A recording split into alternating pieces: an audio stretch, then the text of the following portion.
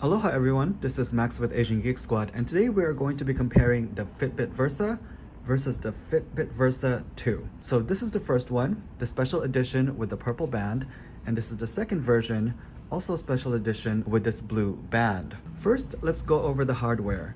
The Fitbit Versa 2 has been upgraded from the LED screen of the first one and now has an AMOLED screen. Honestly, the screen is so small that I don't really notice a difference unless I'm staring very closely.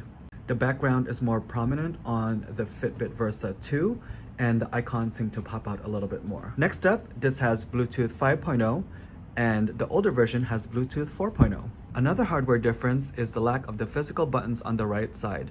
The original Versa had two physical buttons here on the right, and that is no more. Instead, they put a microphone on here when you're using voice to text. So in the back, the design has changed dramatically. However, the sensors are all still the same. Now, Fitbit has also stated that the battery life on the newest version is 5 days and the older version is 4 days. However, I don't notice the difference. It's about 4.5 days for me for either one of them, and it's a lot better than any of the smartwatches I use.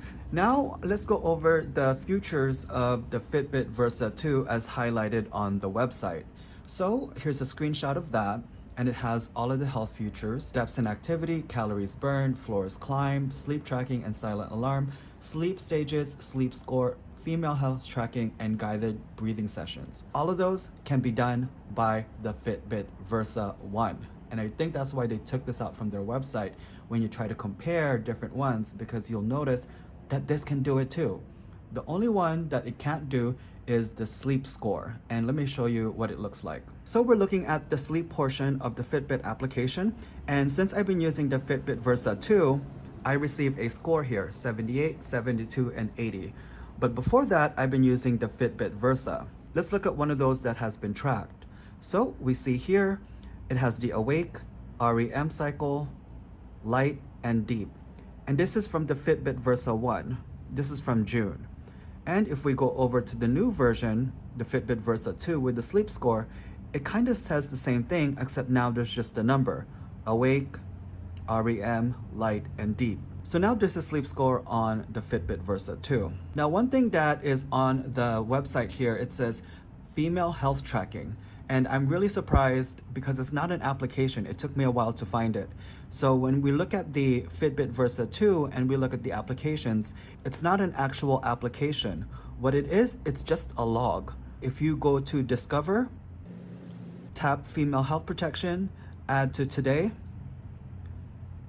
Now, logging in your period is actually just logging it in. So it has nothing to do with the watch. It has to do with the application. So you can use this with any of the smartwatch. So I'm kind of disappointed that they make it seem like it's exclusive to the Versa 2, when in reality, the female health tracking is just you literally plugging it in manually. Okay, let's move on to the next screenshot here. Auto exercise recognition, reminders to move, hourly activity, swim tracking, exercise modes, heart rate tracking, cardio, on-screen workouts, and pace and distance with phone GPS. All of these are the same. The Fitbit Versa can do all of these things as well. Now, for those of you who are looking for a Fitbit that has GPS included, the only one that has that is the Fitbit Ionic. So both of these watches can do everything that's just listed on this screenshot. Okay, let's go ahead and move on to the next one. You will notice some differences with the Fitbit Versa 2. Amazon Alexa built-in, exclusive to the Fitbit Versa 2. Call notifications, text call alert, quick replies, voice replies, music experience, and Fitbit Pay. Now, the only other difference here is the Fitbit Pay. Fitbit Pay comes to Fitbit Versa 2 Special Edition. On the original Fitbit, you would need the Special Edition if you want to use Fitbit Pay. But before you get either one of these smartwatches, make sure your bank is compatible with Fitbit Pay. Mine is not. And lastly, here we have Fitbit Accessories, which the bands are compatible with both of them, so you can swap, buy the older bands for the new one and vice versa. Designer accessories, always on display mode, customizable clock face, and swim proof. All right, the only difference on this slide is the always on display mode. And I'll tell you a little gripe I have with the always on display mode. Now, I currently have always on display off. Let's go ahead and turn it on. So when we go to the quick settings here, I have raise to wake turned on, and also I'm gonna go ahead and turn on always on display. So now the always on display is on. If I lift my wrist, the always on display will be on. It will not wake up. So to turn on the device, you actually have to either double tap or you have to press the home button, and then you can start navigating.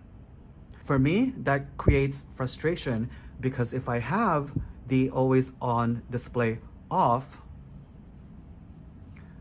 and I have the screen off, I will lift, the screen turns on, and I can start navigating. Why wouldn't you have it automatically turn on if you lift your wrist?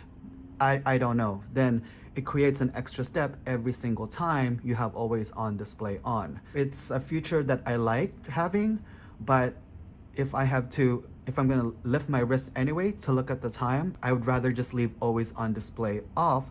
And from here, I can just start navigating and I don't have to turn it on to do that extra step of just starting to use my watch. All right, and finally, one thing I wanted to go over is price. Now, if you want these brand new, this will retail for $200 for the regular version and $230 if you want the special edition.